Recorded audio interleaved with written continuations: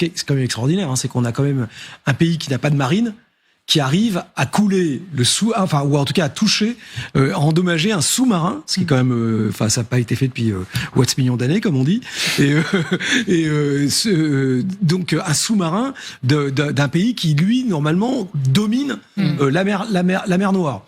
Et c'est exactement, c'est une planification ultramarine et assez longue qui a été faite comme l'affaire du Moskva. Rappelez-vous, le Moskva, ils ont vu ce qu'on appelait le pattern of life, c'est-à-dire le fait que le bateau il revenait toujours au même endroit et qu'il allait se cacher du côté de l'île aux serpents. Et donc là, ils ont attendu que la météo soit bien, ils avaient envoyé des drones pour attirer son attention, la défense antiaérienne, et pof, ils le tapaient avec des missiles Neptune qui passaient à ras des flots. Ben là, on est un peu sur la même chose. Ils ont repéré, parce qu'ils avaient touché déjà l'un des premiers navires, qu'il y avait 2 navires là qui étaient à quai, en train de se faire réparer. Donc ils bougeaient pas. Les fameux sitting ducks, là. Ils pouvaient pas se barrer puisqu'ils étaient en cale sèche. Donc, ça, c'était grâce aux satellites. Donc, pareil, première préparation de l'opération, on repère une cible. Et une cible intéressante et fixe.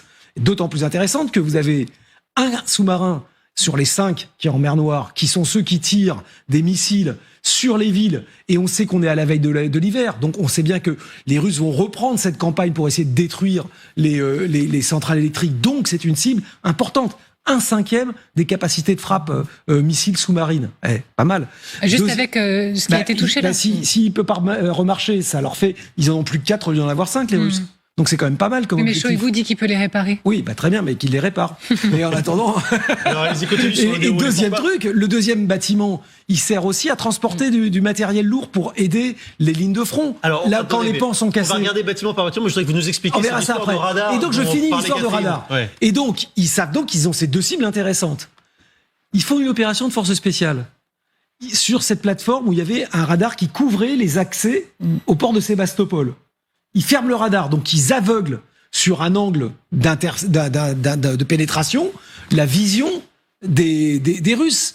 C'était pas à ce moment-là, on l'a montré, on s'est dit, c'est un peu que de la com cette histoire, Sauf le radar. C'est pas vraiment défendu, et en fait... Et voilà, et derrière, pouf, pendant 48 heures après, ils passent dans le trou avec les avions et tac, ils vont taper l'affaire. Donc, on voit bien le multidomaine, les cibles différentes qui sont stratégiques, qui s'inscrivent dans la bataille de la mer Noire, dans la bataille stratégique à long terme sur la bataille des villes pour l'hiver et sur la logistique d'appui aux troupes. Donc on voit bien une opération extrêmement bien pensée d'un point de vue stratégique et des capacités militaires, très bien exécutée, avec du renseignement, des capacités, de la préparation, de la mise en condition. C'est pas un coup d'opportunité comme ça. Ça a été travaillé. Je trouve que c'est ça qui est intéressant, c'est cette montée en puissance, c'est cette capacité de travailler dans le multidomaine. Effectivement, on sent que quand même il a pris un coup aussi, lui aujourd'hui, Sergueï Shoigu, en tant que ministre de la Défense, parce que j'imagine que Vladimir Poutine va pas être très content